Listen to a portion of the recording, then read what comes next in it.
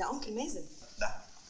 ده مازن ازاي ده شبه صدام حسين، وايه الفوتوشوب ده كمان؟ النهارده النظريه هتقول كتير في ماضي رياض المنفلوطي، وهتفسر سلوكياته وتبررها علشان نحول الموضوع من كوميديا هزليه لشيء اعمق. وكمان هنتكلم عن الفيلم ككل، وعن هل رياض المنفلوطي مات بالكامل ولا لا. وفي النهايه هنصيغ نسخه جديده جاده من رياض باحداث موازيه منفصله. بس في الاول اعمل لايك وشير وسبسكرايب وفعل الجرس علشان تشوف حلقات جديده في المستقبل ان شاء الله. ويلا بينا نبدا. شخصيه رياض المنفلوطي عباره عن كرتونه عقد نفسيه مش بسيطه زي شخصيه ميشو الحاوي. وبالمناسبه لو ما شفتش حلقه ميشو الحاوي روح شوفها من الاي اللي فوق او من وصف الفيديو. لو اتكلمنا عن ملخص فيلم اللي بالي بالك هنلاقيه بيتكلم عن رياض المنفلوطي، الضابط الملتزم الجاد لدرجه الهزليه اللي بيترقى بسرعه رغم ان سنه صغير وبقى اصغر مدير سجن في سنه. رياض بيكره الهزار، بيكره الموسيقى وحط تحتها خط، ما بيتحملش الالم وحط تحتها خطين، سريع الغضب وعصبي جدا، عنده مشكله عصبيه وعضليه بتسبب له ارتفاع في الشفه العلويه. رياض المنفلوطي تحت ايده ضابط فاسد اكبر منه سنا اسمه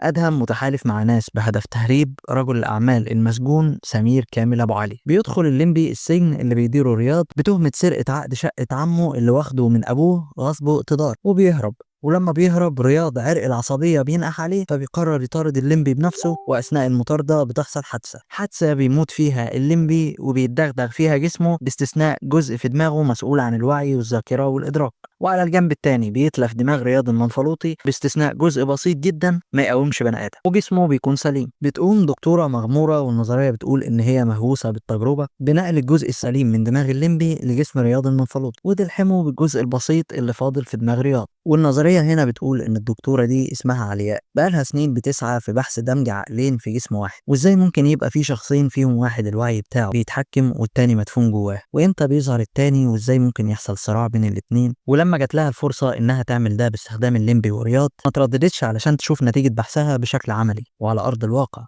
وفي نفس الوقت كانت عارفة إن محدش هيقدر يلومها على الموضوع، الليمبي ملوش حد ورياض الكل بيتنشأ على رجوعه ومفيش إثبات إنه مش رياض. وبنشوف من هدوءها وبرودها بعد نجاح العملية مدى الفخر المستخبي جواها إنها نجحت في تجربتها. ولكن اللي كان واقف لها في الموضوع ده كان الضابط أدهم، وتمت التسوية في الموضوع ومش موضوعنا دلوقتي. وبالتالي بيبقى عندنا اتنين في واحد، عقل وإدراك الليمبي وجسم رياض وبواقي من ذكريات رياض ووعيه مشوهة ومدفونة جواه. وبعد عملية النقل بيزرع أدهم الليمبي مكان رياض علشان يسهل عملية هروب سمير كامل من السجن، وبالتبعية بيعيش الليمبي في جسم رياض وفي بيت رياض مع مرات رياض وبنته. ومع الوقت ضمير الليمبي بيصحى وبيقدر ينقذ عملية الهروب قبل ما تكتمل، ومش بيتحمل يفضل عايش مع واحدة مش مراته، وبينهار في الشارع. وبتصارحه مرات رياض إنها عرفت كل حاجة وإنها حباه كليمبي، وقبل ما يروح لها أتوبيس سياحي بيخبطه وبيفوق بيتكلم إنجليزي. قال يعني الدكتورة المرة دي نقلت لمخ الليمبي جزء من مخ سايح أجنبي، يعني مفيش رقيب على كل ده. تطور في 2003 كان رهيب برضه. وهنا النظرية بتقول إن رياض المنفلوطي اتربى في أسرة غنية كلهم ضباط ولواءات، وكانت تربيته قاسية جدا وحادة. رغم إن الفلوس كانت موجودة لكن كان أبوه بيعذبه وبيصعب عليه طلباته وبيوقف له في هوايات لأنه كان عايزه يطلع ظابط زيه. وما كانتش بتقف لحد هنا، رياض كان بيحب عزف الكمانجة جدا وكان بيحاول يتعلمها وهو صغير، وأمه كانت بتساعده على ده. ولما عرف أبوه اللي كان شايف إن المزيكا انحلال وانحراف مش لوازع ديني إنما لوازع تربوي متوارث على مدى الجدود، راح مطلق أم رياض وضرب رياض علقة. وكان كل ما يسمع بس رياض بيدندن كان بيضربه بطريقة بشعة، وده كون عقدتين عند رياض.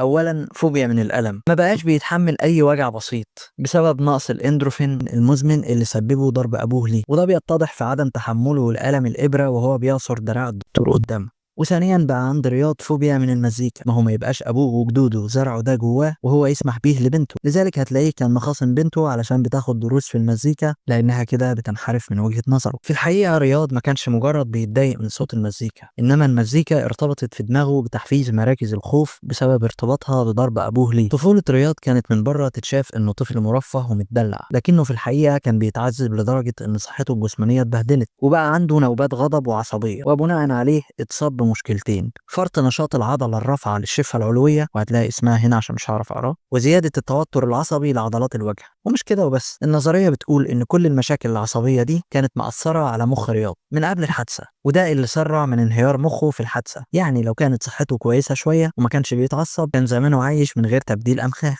النظرية بتقول إن اللي فضل باقي من عقل رياض أثناء وجود الليمبي جواه هي حاجات بسيطة زي ذاكرة الجسد وبقايا من مخاوف زمان وعقده، يعني مش وعي كامل إنما شوية سلوكيات قادرة على استعادة شخصية رياض لثواني، زي ما الليمبي قدر يعمل في المشهد ده بسبب مساعدة ذاكرة الجسد ليه، يعني شوية حلاوة روح ما يقوموش بني آدم زي ما قلنا. ودليل تاني على ده في المشهد اللي كان الليمبي بيكتب فيه الجواب لفيحاء، كانت فيحاء مشغلة أغنية، فبنشوف الليمبي انزعج تماما ونقل من كتابة الجواب لواحد متعصب وخرج من الأوضة وهو بيزعق وبيقول إيه الكلام الفاضي ده، وكأن روح رياض رجعت لجزء من الثانية، وده دليل إن فوبيا المزيكا اللي باقية في الجزء البسيط اللي فاضل من مخ رياض لسه كانت بتقاوح. بعد انهيار الليمبي ولما خبطوا الأتوبيس، النظرية بتقول إن العملية اللي حصلت له كانت نقل الجزء السليم من مخ السايح الأجنبي اللي ما كانش مات بالكامل في الأتوبيس واستبداله بالجزء اللي باظ من مخ رياض، فأصبح عندنا شخص جديد وهو الليمبي والسايح الأجنبي في جسم رياض. وطبعا دي نظرية غير منطقية لأن أجزاء المخ اللي اتبدلت مش واحدة، بس أدينا بنرقع وراهم. تقدر تلوم المؤلف برضه الله يرحمه، قال يعني العمليات دي بتحصل في مستشفى الزهور من أصله. وهنا نقدر نقول إن بإزالة آخر جزء من مخ رياض مع آخر مشهد في الفيلم فرياض مات بالكامل. وقبل ما ندخل في النسخة الجديدة الموازية من رياض اللي هنعملها، حابب أوجه رسالة للواد اللي بيقلدني وعمال ياخد أفكار الحلقات، عمال بياخد أفكار الحلقات ويعملها علشان يسبق، وشافف نفس مبدأ النظريات وكتابة الأحداث من الأول والتعديل فيها. يا اسطى أنت شاففني والتواريخ تثبت، رغم إني مش محتاج أثبت لأن قناتك إن شاء الله عمرها ما هتكبر. كل سكريبتاتك شات جي بي تي وتقول قصة وتقول طفل وعاوز شوية أرقام وخلاص. نصيحتي ليك شوف لك حاجة تانية تعملها، لأن بجد لو كان عندك موهبة ولا تعبان بجنيه كنت هفرح لك. طب على الأقل اعترف إنك متأثر بيا، اعمل لي كومنت. وعلى العموم أنا مش هذكر اسم قناتك برضه. نيجي بقى لنسخة رياض المنفلوطي المنفصلة عن الفيلم تماما. في العالم ده نشأة رياض هي نفسها اللي اتكلمنا عنها في جزء النظرية، ولكن مفيش الليمبي، أو بمعنى أصح مفيش شخصية الشبيه، لأن مفيش أي ضرورة درامية لأن يكون السجين اللي بيهرب شبهه. طالما كده كده هيفضل جسم رياض سليم وهننقل جواه مخ أو جزء من مخ. في النسخة دي بيهرب مسجون من سجن رياض وبيقرر رياض يطارده، ولما بيمسكه بيشتبك معاه فمش بيسيطر على غضبه فبيقتله. بيموت المسجون ورياض بيتجازى بسبب غضبه اللي خلاه لأول مرة يقتل بني آدم. وفي المرحلة دي من الخسائر النفسية والوظيفية والأسرية والإنسانية، لما بتقرر مراته تتطلق منه وبنته بتكرهه بشكل حرفي، بيظهر الطفل الداخلي لرياض. رياض الطفل اللي اتعنف سنين من أبوه، وأبوه ما كانش عارف إنه بيأذيه وكان فاكر إنه بيعمل كده لمصلحته. رياض بيدرك مدى أذاه اللي حواليه وبيزور قبر أبوه علشان يصب عليه اللوم. وفي اللحظة دي انت بقى اللي تقرر النهاية.